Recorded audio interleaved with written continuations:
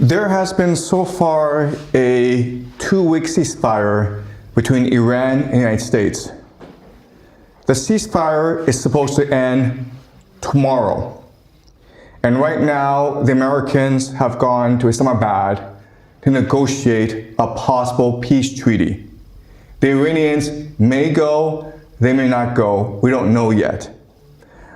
It is entirely possible that the Iranians will go to Islamabad, and it's entirely possible that they will negotiate a ceasefire, a peace treaty that ends the war. But unfortunately, this war will not end. So a lot of people believe that this war, it is just because Donald Trump has decided to go to war with Iran for whatever reason. But that's not true. This war in Iran is actually part of a larger strategic vision that the United States has to maintain its empire. Okay, and today I want to explain why that is the case and how this war will progress. But first, I want to look at some recent events from these past 2 weeks. One of the big news these past 2 weeks is that there are a lot of oil refineries that are afire. Okay, they've been alight.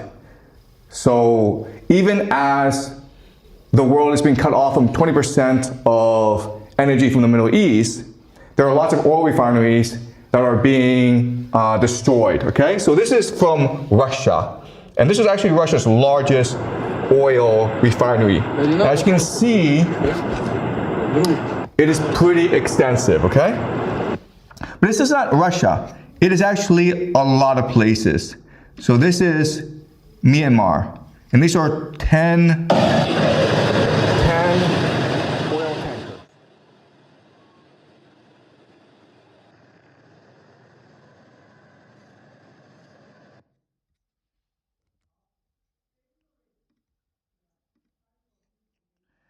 So there are a lot of oil refineries that are being destroyed right now. We don't know why this is happening, but there's a lot. Okay, there's already been over 50 oil refineries that have been on fire these past 45 days. Another thing that's been happening is that even though there's a ceasefire in effect, the Americans have imposed a blockade on Iran. And the Americans have escalated the situation by boarding and basically taking over an Iranian ship returning from China, okay? So let's just look at some of the footage.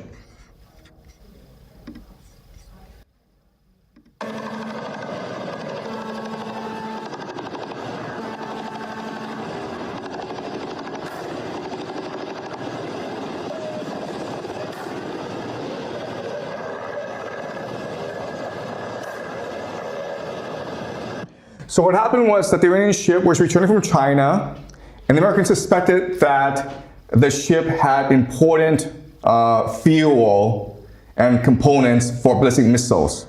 The Americans tried to board the ship. The ship would not stop. The Americans fired at the engine, and then they boarded the ship with special forces.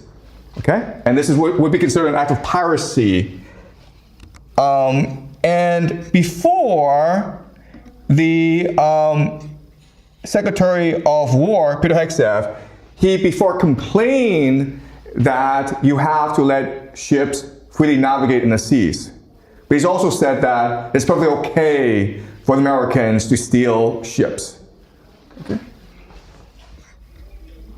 To be clear, threatening to shoot missiles and drones at ships, commercial ships that are lawfully transiting international waters, that is not control. That's piracy.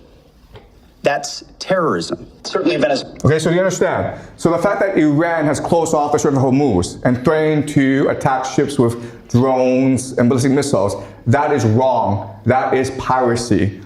Unless the Americans do this, okay? Unless the Americans do this. Venezuela is taking notice of that, and it continues because two oil tankers, overnight, were seized by the United States of America, stateless or sanctioned, because the oil blockade, the quarantine of oil out of unsanctioned or sanctioned or stateless vessels continues. That leverage will continue as Secretary Rubio outlined. So, as you've seen today. Okay, so does that make sense? it is wrong for the world to be pirates and to seize ships. But it's okay for the United States to do this because the United States is the one that sets the rules for the world. Duh. Okay. So this war is not going well for the United States. This is Rick Scott, and he's a senator from Florida. And he explains that it doesn't really matter if the war is not going well for the United States because what's happening is that we're hurting China, and that's what's important. How do you feel like the war in Iran, which is sort of in a ceasefire right now, how do you feel like this is going? Should the U.S. wrap this up, get out of there now, or do you think there's more to do there? I appreciate that Trump's trying to get rid of the nuclear weapons. I don't want to die by a nuclear weapon from Iran. They wanted to kill us. I mean, this appeasement of bullies. I don't know if in your life if that's worked for you guys. It's never worked for me. And so they wanted to kill us. So they're getting close to being in a position to kill us, and they basically have been killing Americans. So I think what Trump did is the right thing. Now, I think he has to get them in a position that they don't have the ability to do nuclear weapons or ballistic missiles. I think that's where we have to go. I don't know what the right approach is going to be. I think blocking the Strait of Hormuz is fine from my standpoint. If no oil ever goes to China again and their economy is destroyed, that would be a really wonderful day for me. Okay, do you guys understand? The Americans may lose this war, but if the end result is that China no longer gets any oil from the Middle East and the economy is destroyed, it's worth it. All right? Okay, even now, even at this late stage, we're about 50 days into this war, the Americans have yet to explain why this war started in the first place. So this is Karen Leavitt, and she was asked by a reporter again why this war started. And this is her response. He said yesterday for the first time that he had to strike Iran because he believes that Iran was going to strike U.S. targets within 7 days. And then he bumped that down later to 3 days. Where is he getting that? Well, that's not the first time the president has said that he chose to launch Operation Epic Fury because he felt as though Iran was going to strike the United States and our assets in the region first. Again, I addressed this in the last briefing. This was a feeling the president had based on facts provided to him. So it was a feeling based on facts, okay? That's why Trump started this war. Trump himself has given conflicting signals. He said that this war is going to end soon. He's also said that this war is going to continue. All right, so he changes every day. News 20 minutes ago, but it seems to be going very well in the Middle East with Iran. We'll know over a little period of time. We're negotiating over the weekend. And as you know, we have the blockade. The blockade's been very successful. And of equal success has been the 5 weeks before the blockade. The combination was pretty lethal, I would say. So we're going to be knowing very shortly. So he's saying this war is going great. We should have a ceasefire soon, okay? And then maybe an hour later, he's like, oh, I think I need to drop bombs on Iran.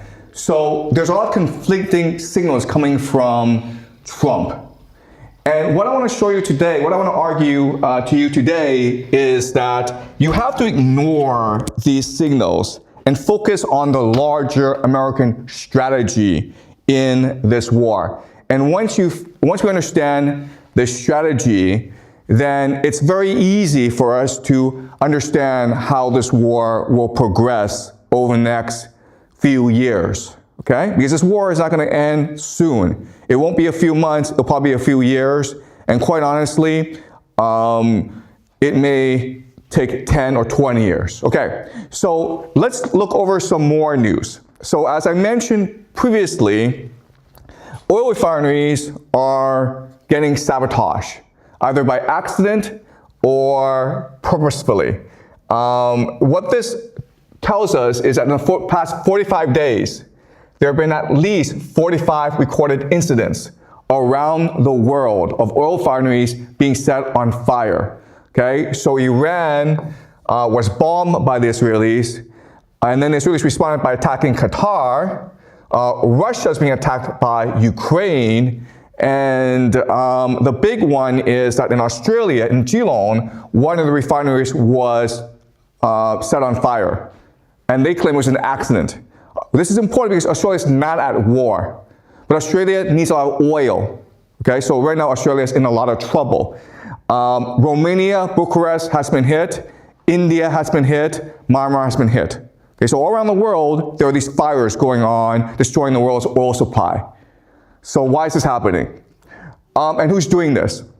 We don't know. And quite honestly, we may never know. But to figure out the answer, you always ask yourself, who benefits, right?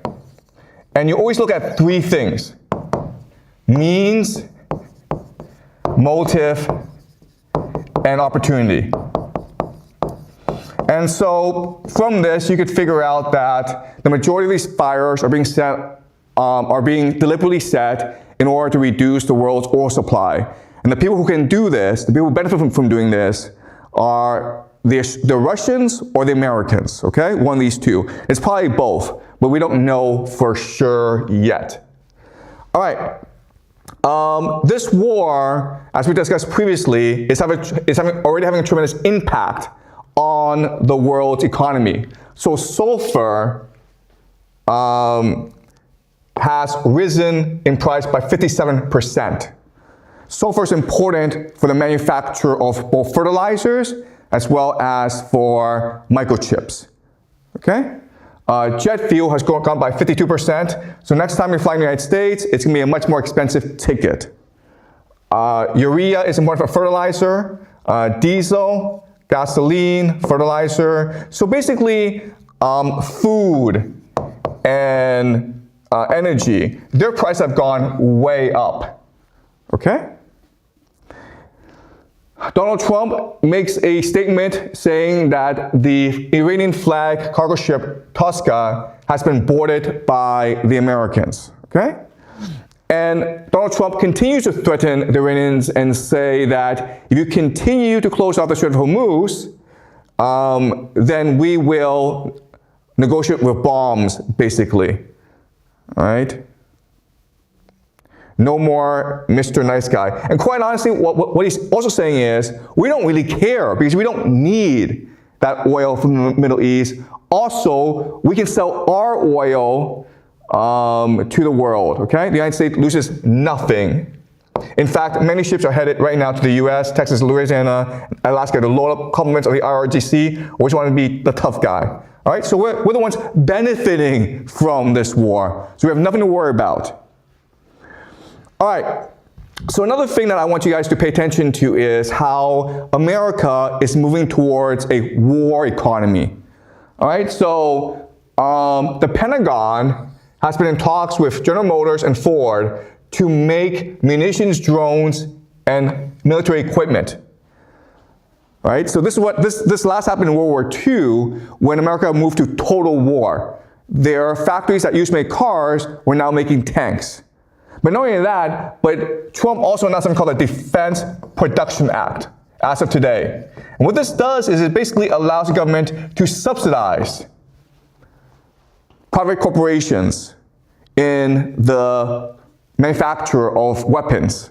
Okay? So these companies, General Motors, Ford, they can make a lot of money because of this war. That's something to keep in mind.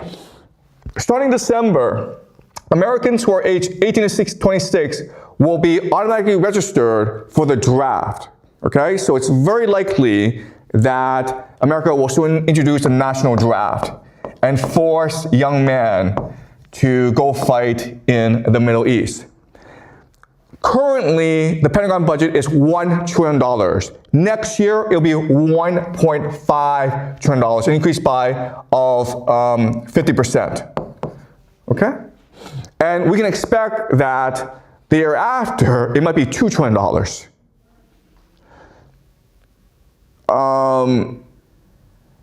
More veterans are now being asked to serve longer.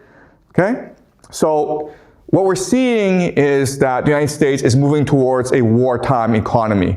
Okay, they're preparing for what we call total war, when an economy moves towards the manufacture of weapons and munitions. All right, another thing that's been happening that you should pay attention to is the fact that there's very little opposition. In fact, there's no opposition to Donald Trump fighting this war in Iran. You would think that the Democrats, his opponents, would use this opportunity to promote anti-war messages or try to stop him from plunging America into another forever war in the Middle East. Instead, the Democrats are doing as much as possible not to do anything. So recently in Congress, they had a vote as to whether or not to restrict Trump's ability to fight this war, okay? And there were 4 Republicans who did not vote, and 1 Republican who voted, we should restrict Trump, okay? And so this vote should have been 214 to 213 in favor of yes, we will restrict Trump's war powers. But then what happened was that one Democrat, just one Democrat, decides, I'm going to switch my vote to no. So now becomes 214 to 213. Okay, do you understand? Guys, this is all political theater. Do you understand? It's all theater, meaning that it was already prearranged between the Republicans and Democrats that this resolution would fail. In other words, it may be 2 Republicans voted yes, then 2 Democrats would have voted no. If 10 Republicans voted yes, then 10 Democrats would have voted no. You understand? The Democrats are not opposing this war. They're doing as much as possible to support this war. So the question then is, why is this happening? Why is America moving towards a wartime economy? Why are the Democrats so supportive of this war? And the answer has to do with empire, okay? So this is something called the National Defense Strategy that came out in January 2026. And this is the blueprint for how the Pentagon will fight wars for the next 5 to 10 years. This is a strategy behind the Iran war. All right, and so what we're going to do is we're going to read certain parts together to analyze how the Americans will strategize about the world moving forward. Okay, so Ivory, could you help me read, please? Thank you. For too long, the U.S. government neglected, even rejected, putting Americans and their concrete interests first. Previous administrations squandered our military advantages and the lives, goodwill, and resources of our people in grandiose nation-building projects and self-congratulatory pledges to uphold cloud castle abstractions like the rule-based international order. These past leaders neglected and often actively undermined our warfighters' warrior ethos and our military's core, irreplaceable role, fighting, winning, and thereby deterring the wars that really matter to our people. Consequently, President Trump entered office with the nation on the precipice of disastrous wars for which we were unprepared. Okay, so certain things to keep in mind, okay? Concrete interests first means that we have to think about resources. We have to think about concrete advantages to America. We can no longer think about ideals, okay? Second is the idea of rules-based international order, or the globalists. Before America was fighting wars for their nations, or for Europe, or for Japan, we had to fight wars for America, okay? And the last thing is the idea of undermine our warriors' ethos, okay? Undermine our warrior ethos. What this means is that before, America was bounded by too many rules, okay? What they call rules of engagement, okay? Or basically, avoiding war crimes. You were not allowed to kill civilians. You needed permission from the United Nations to fight wars. And what this is saying is like, screw that, okay? Screw rules of engagement. We should just fight wars to win wars. That means we kill as many people as we need. That means we do whatever is necessary in order to win wars, okay? So this is what the first paragraph is saying here. It's a new vision of American power. Before, it was about ideals. Now it's about interest. Before, it was about globalism. Now it's about America first. Before, it was about rules of engagement. Now it's about the warrior ethos, okay? Please continue reading, Ivory. President Trump has decisively changed that, courageously putting Americans first to truly make America great once again. Under his leadership, the United States has the world's strongest, most lethal, and most capable military. Indeed, the most powerful military that this world has ever seen. No longer will the department be distracted by interventionism, endless wars, regime changes, and nation building. Instead, we will put our people's practical, concrete interests first. We will support a policy of actual peace through strength.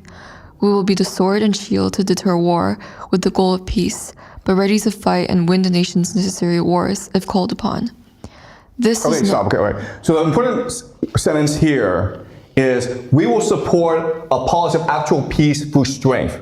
What this means is that we will be so mighty, we will be so invincible, we will be so fearless that we will instill fear in others.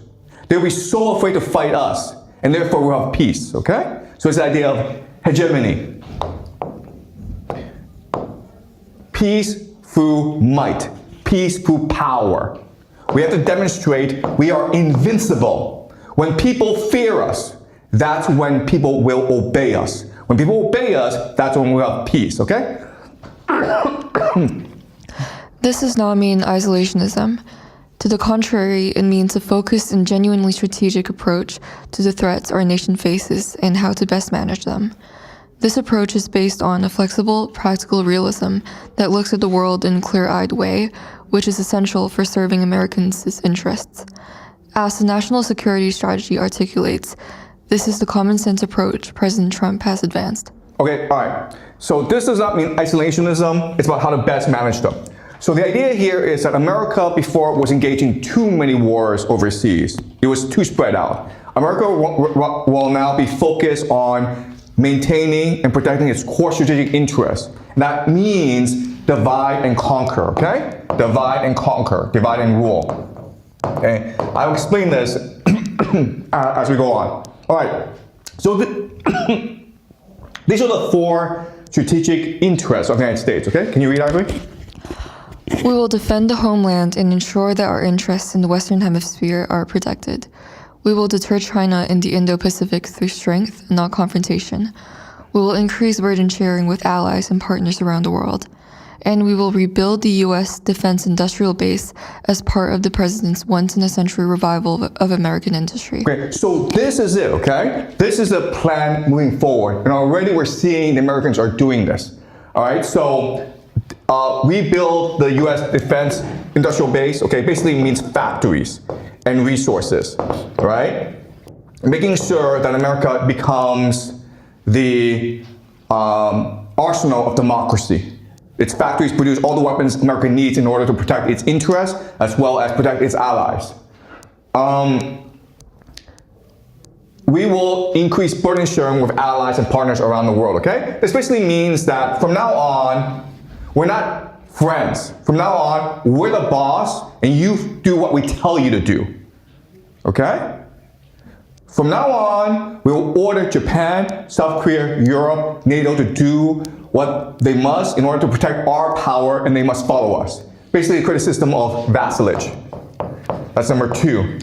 Number 3 is we will deter China in the Indo-Pacific through strength, not confrontation. We don't want to destroy China. We don't want to hurt China, but we need China to obey us.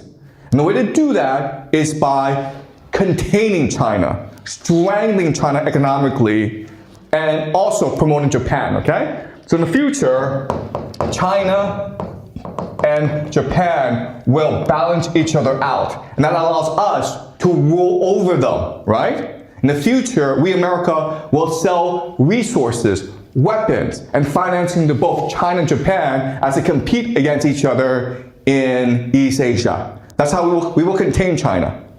And then the idea of we'll defend the homeland and ensure that our interests in the Western Hemisphere are protected, okay? So basically, this means that the Western Hemisphere belongs to America. We'll do whatever we want in the Western Hemisphere. If you want to come to the Western Hemisphere, you need a permission. If you, China or Russia, you want to come into the Western Hemisphere, you have to get our permission. You have to pay a tax to us.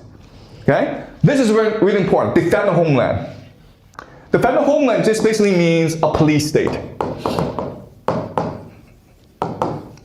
Before, America was too free, and therefore America was too weak. The example is the Vietnam War. When the war was not lost in Vietnam, the war was lost at home because you had too many people, too many young men protesting on the streets, too many rebels. If we want to win wars, if we want to project strength, if we want to create peace in the world, we need to make sure that our home front is secure.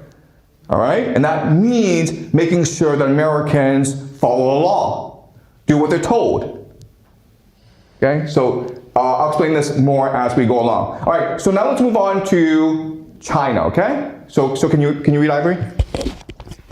Deter China in the Indo-Pacific through strength, not confrontation. President Trump seeks a stable peace, fair trade, and respectable relations with China, and he has shown that he is willing to engage President Xi Jinping directly to achieve those goals. But President Trump has also shown how important it is to negotiate from a position of strength, and he has tasked DOW accordingly. Consistent with the President's approach, DOW will therefore seek and open a wider range of military-to-military communications with the People's Liberation Army, with a focus on supporting strategic stability with Beijing, as well as deconfliction and de-escalation more generally. But we will also be clear-eyed and realistic about the speed, scale, and quality of China's historic military buildup. Our goal in doing so is not to dominate China, nor is it to strangle or humiliate them. Rather, our goal is simple: to prevent anyone, including China, from being able to dominate us or our allies. In essence, to set the military condition required to achieve the NSS goal of a balance of power in the Indo-Pacific that allows all of us to enjoy a decent peace. To that end, as the NSS directs, we will erect a strong denial defense along the first island chain. We will also urge and enable key regional allies and partners to do more for our collective defense. In doing so, we will reinforce deterrence by denial so that all nations recognize their interests are best served through peace and restraint. Okay, so again, this is a very clear plan, okay? What this is saying is this: we're going to negotiate with China, we're going to be friends, we have to do so from a position of strength. And so what does that mean? First of it means that we will embargo China, okay? How can we embargo China? Through the first island chain, right? The first island chain is Japan, Taiwan, the Philippines, right? So if you embargo China, it means China cannot access the Strait of Malacca, which provides China with 80% of its energy needs. Right? And so if you embargo China, China has no choice but to obey you. You're negotiating from a position of strength. The other thing is that we're going to enable key regional allies. And this of course, would be Japan, South Korea, Taiwan, Malaysia, Singapore, Indonesia, right? And this creates the Strait of Malacca. We will have these nations challenge Chinese supremacy in order to create balance, a power balance in East Asia. And once this power balance is created, they all depend on us, the United States, because we have energy, we have food, we have weapons, we have financing. Okay? So again, if you just read this, it's very, very clear what the United States wants to do, and they're already doing it. All right, so this is the conclusion, okay? Ivory, can you read, please?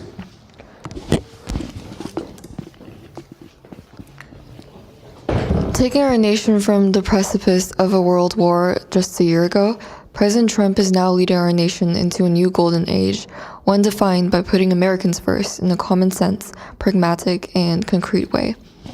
No longer will we squander Americans' will, resources, and even lives in foolish and grandiose adventures abroad. But we will not retreat. Rather, we will unabashedly prioritize Americans' concrete interests with an approach of flexible realism. We will restore the warrior ethos. We will refocus the American military on its core, irreplaceable goal of winning the nation's wars decisively. In doing so, as President Trump has so memorably emphasized, Our purpose will not be aggression or perpetual war. Rather, our goal is peace. Peace is the highest good, but not a peace that sacrifices our people's security, freedoms, and prosperity. Rather, a peace that Americans deserve, a noble and proud peace. Fortunately, this peace is compatible with the interests of our potential opponents if they keep their demands reasonable and cabined. We do not demand their humiliation or submission. Rather, we demand only that they respect our reasonably conceived interests and those of our allies and partners who stand stoutly with us.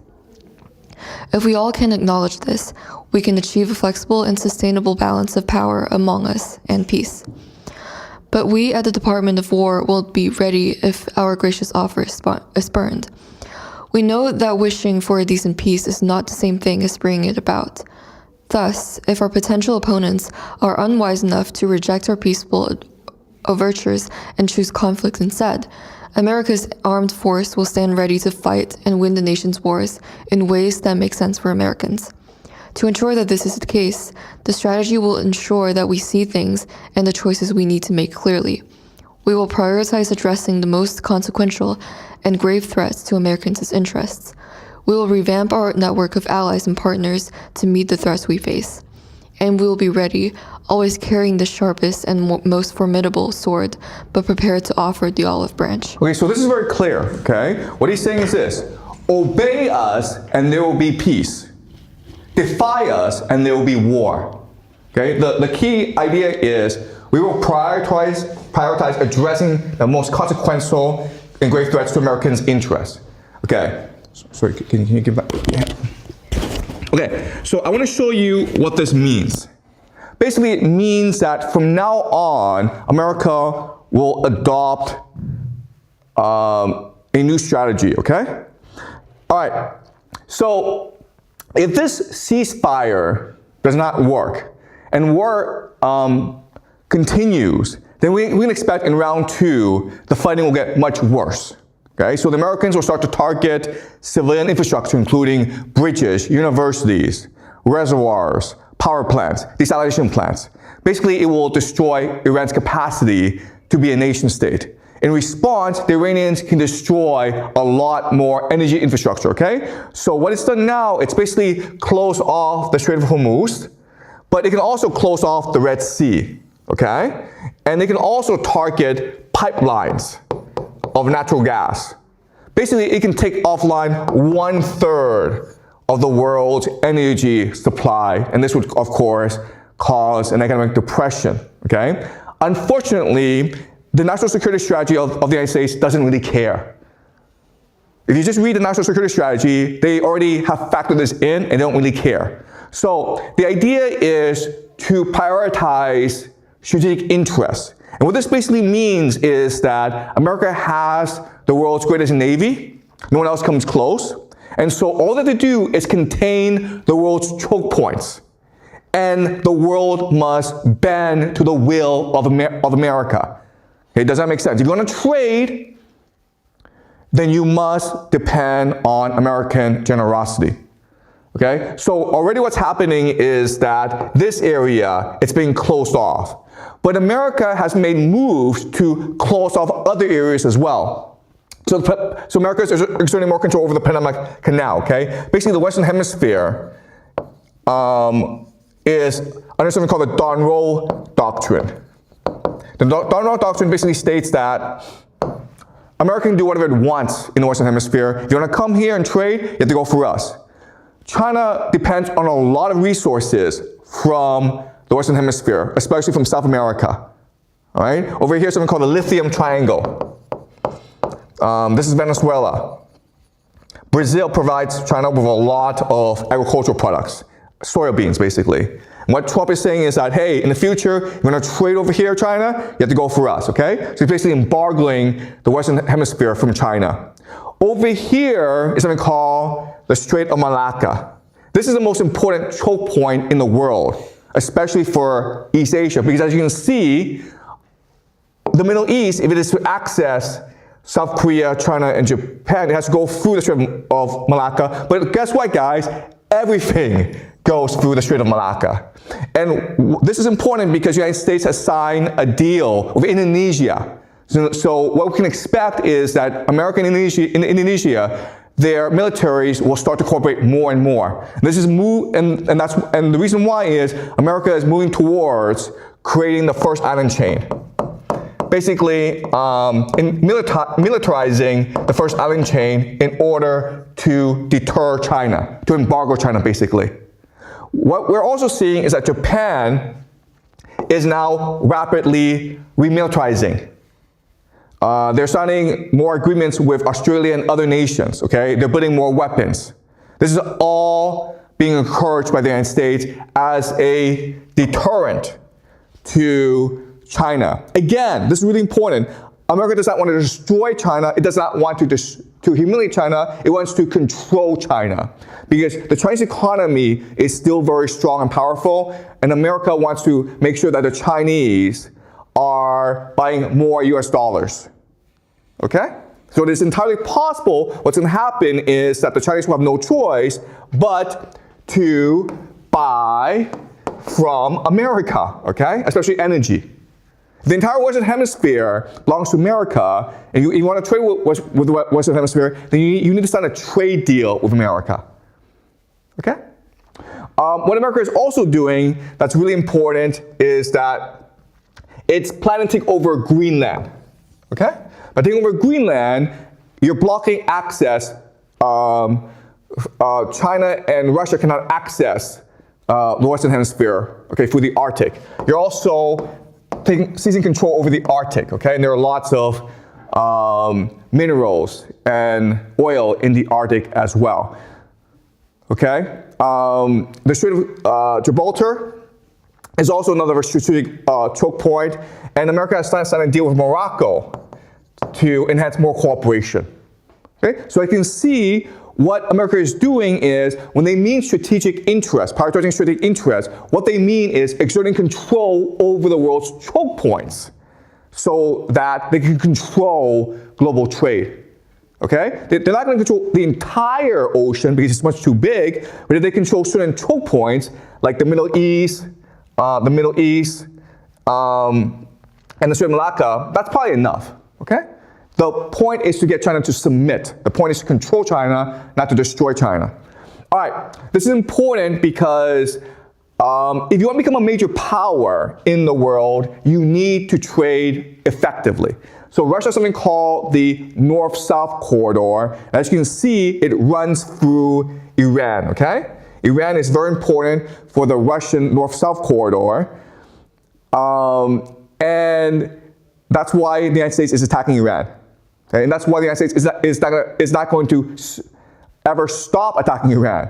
Because as long as Iran is at peace, Russia can trade with the world. But if Iran is being destroyed, if there's too much war, this entire region is blocked off from both Russia and China. Okay? Russia has something called the Belt and Road Initiative. As you can see, okay, from a map, the center of the Belt and Road Initiative is, of course, Iran. All right? If China wants to access Africa, Europe, the Middle East, it has to go through Iran. Or it goes through the sea, the Strait of Malacca. But as I already said, the next step for America is to close off the Strait of Malacca as well to Chinese trade. Then where do you go? Well, then you go over to the Western Hemisphere, but that's American territory. Okay? Yes, you can trade with Russia. You can trade with Russia. You can do that, but it's not enough for your economy. Does that make sense? Right now, China gets about 20% of its oil from Russia. Maybe Russia can provide 30% or 40% at most. That's very optimistic. But where are you going to get the other 50%, 60%, okay? Your options are very limited. If Iran is at war, can't give you any oil, then you're forced to buy from the United States. Okay? If you're forced to buy from the United States can set the price. It can set terms. It can dictate terms to you. And what the United States will say, you have to buy in US dollars. Okay? And that saves their economy. Right? Does this make sense, guys? This is not a hard idea to understand. This is exactly what it says in the US National Security Strategy, okay? So, in many ways, you can make the argument that what's happening around the world right now, it's all an American policy of containing China, where in these flags are US military bases. As you can see, China is completely surrounded by US military bases in Japan, in South Korea, in Taiwan, even in Indonesia and Malaysia. Philippines, China's completely surrounded, okay? And this is it, the Strait of Malacca. This is a major choke point.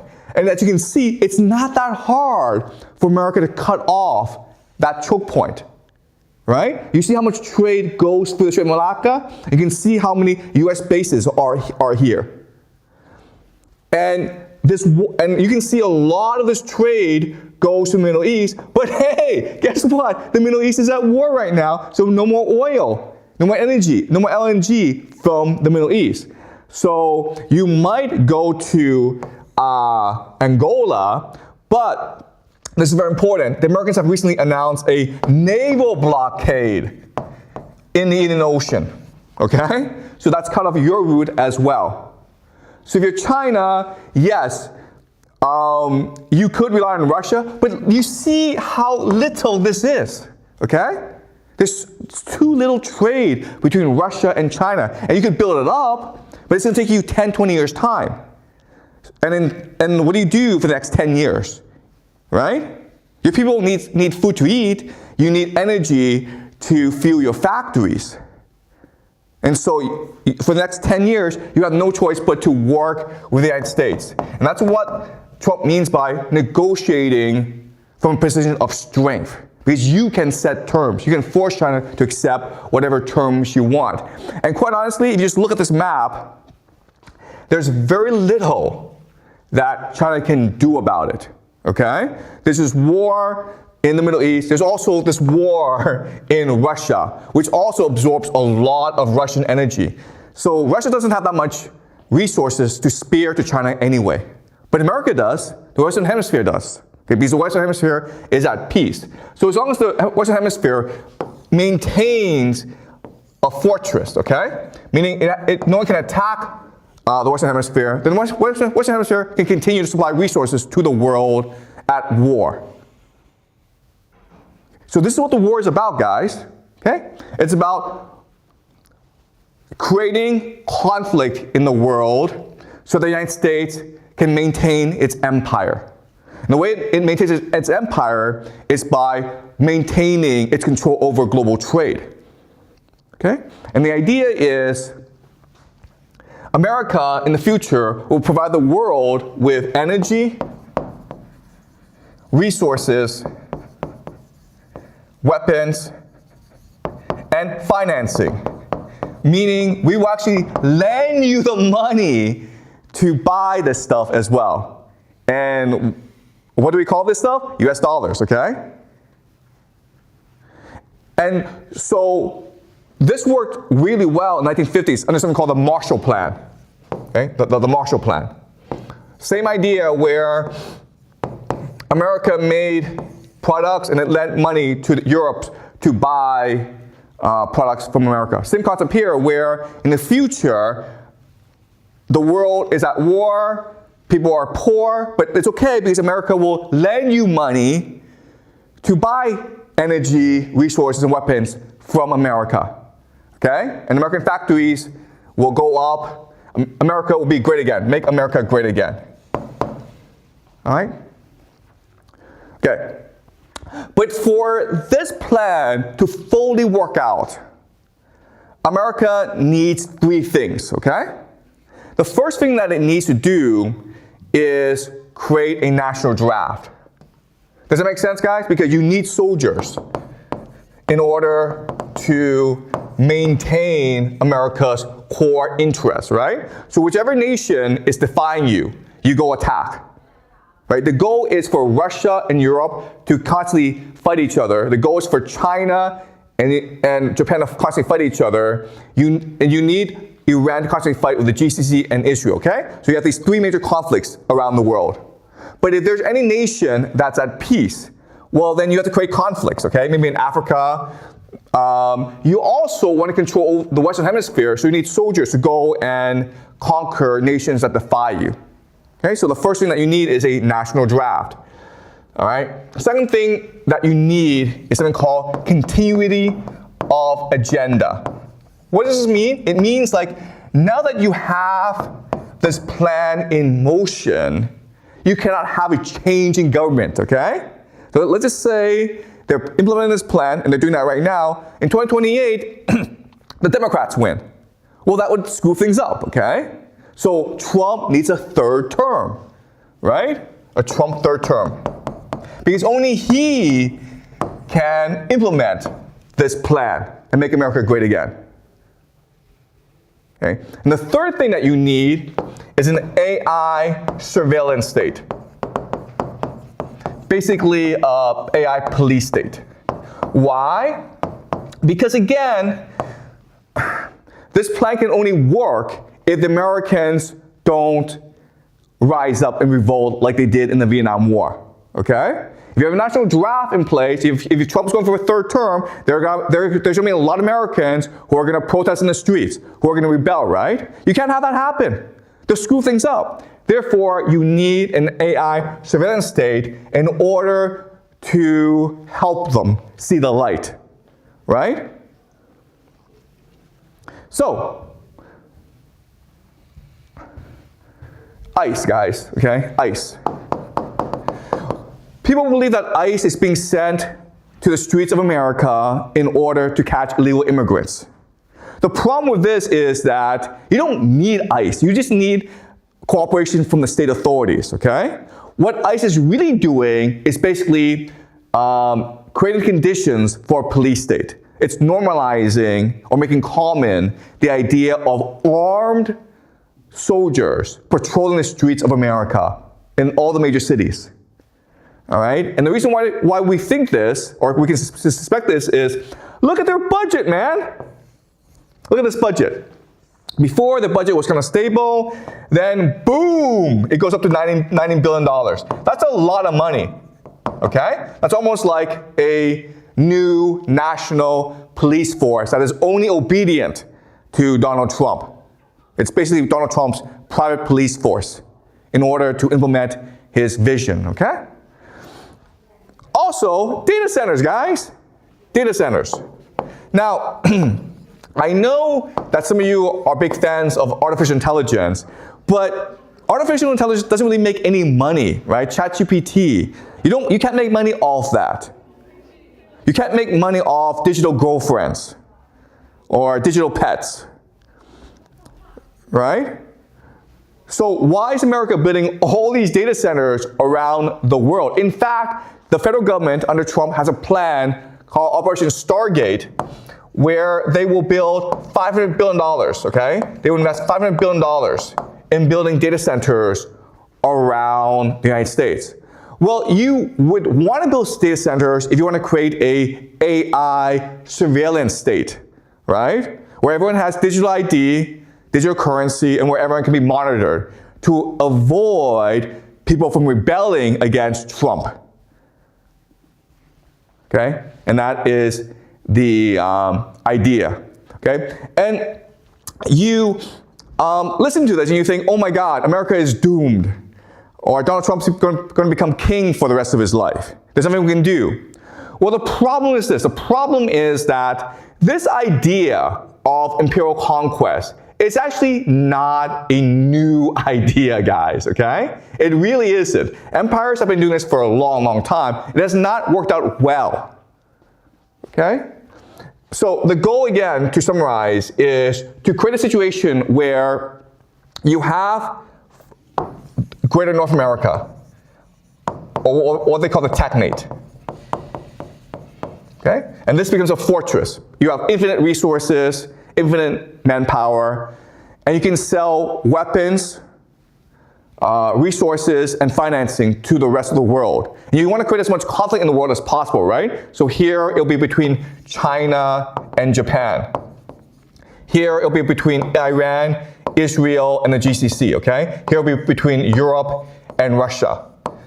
Basically, you want a world forever at war so that you can control the world. And all America has to do is control key choke points, okay?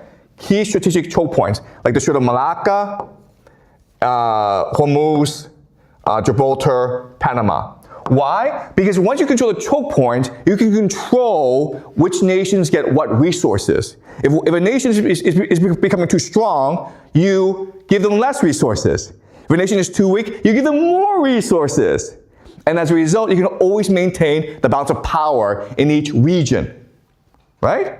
So it sounds like a great plan, but it's not going to work out. Why? Well, because of something called nationalism. Okay? Because when you do this, when you are an empire and you impose your will on other nations, these nations are not happy about it. Right? So imagine Japan, South Korea, Europe. There people know that they're being used, right? So eventually they'll be like, screw this. We want to be independent. We want peace. So they will eventually rise up against the empire. And the way they will do this is they will work together to destroy America, or basically to remove America from the world. You can't actually attack America. Now, what America can do is say, screw you, we're the entire Western Hemisphere, we have infinite resources, we can make infinite weapons, and you can never attack us, so we'll come and attack you. Okay? They could do that. The problem then is you have division and corruption. Okay? So an empire in decline always suffers from corruption and division. Corruption just means that, yes, you've allocated $1.5 trillion to making weapons, but guess what? The vast majority of that will be stolen by people. Right? America right now is in a lot of trouble because it's a very corrupt place. Division means that the Democrats and Republicans fight all the time, what we call political polarization. So it is possible that as America is being asked to fight more wars overseas, you have civil war in America. The other thing is, when America takes over the entire North America, including Canada, Greenland, Mexico, Cuba, Colombia, Venezuela, Nicaragua, Honduras, they won't be happy about it, okay? So you're gonna have insurgencies. All right? And this three problems, nationalism, corruption, and division, means that when America actually tries to implement this plan, it's gonna backfire. It's gonna accelerate the collapse of the American empire. All right? And then you ask yourself, okay, if historically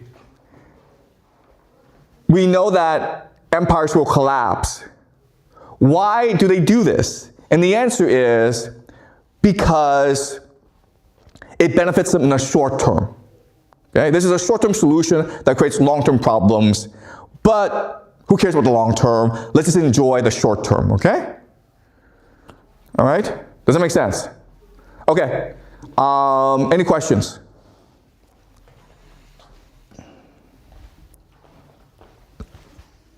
But for the war between Iran and America, you previously said that America will lose the war, but according to the analysis that you just did, like America will try to control nations around China and those nations, but it will finally backfire. So the result of that predictions will still be America will lose, right? Yeah, so again, the major prediction is that America may in the short term seem as though it is winning, but in the long term, because of corruption, division, and nationalism, America will be forced to retreat back to the Western Hemisphere, and it will lose its empire. All right? And yes, America will lose the war in Iran. Okay, be forced to retreat from Iran, but it doesn't really have to win the war. It doesn't have to defeat Iran. It just has to make Iran constantly in a state of chaos and war.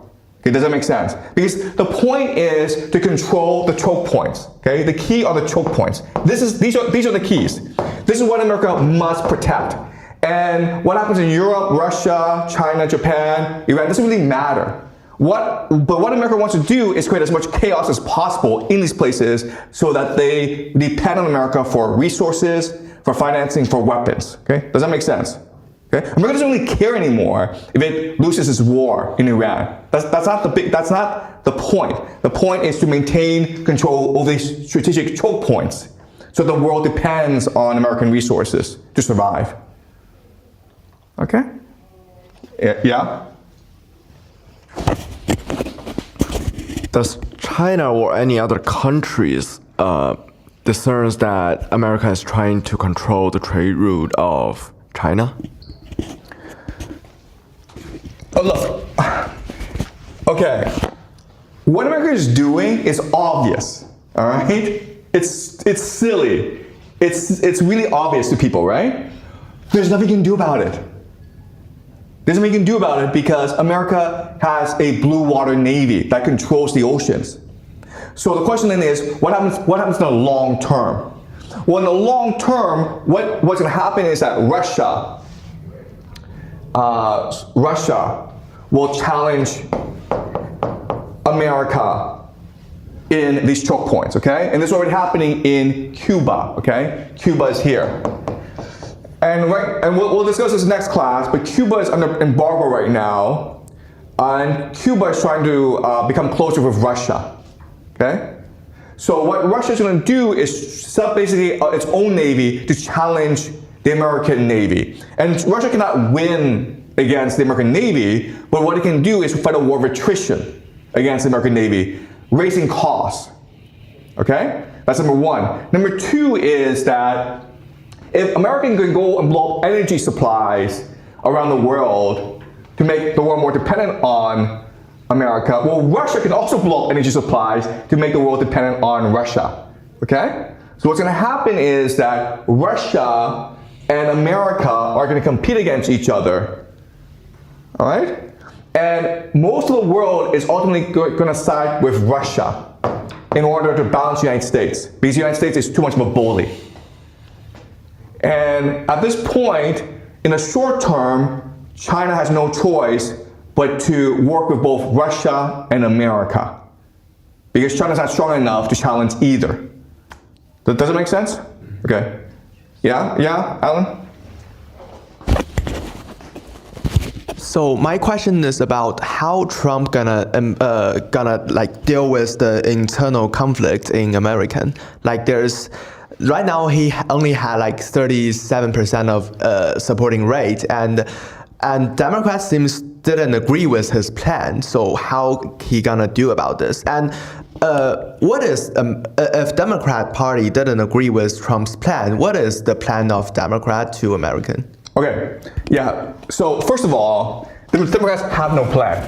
Okay, this is why America is in so much trouble, because the Democrats have absolutely no plan of themselves. Okay, so even if the Democrats were to win office in 2028, what they would probably do is continue Trump's plan, because they themselves don't have any plan.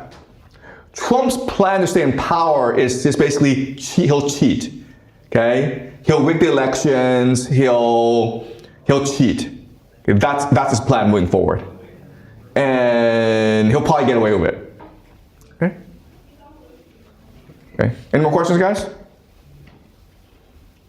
All right. So we'll continue this next class. Okay.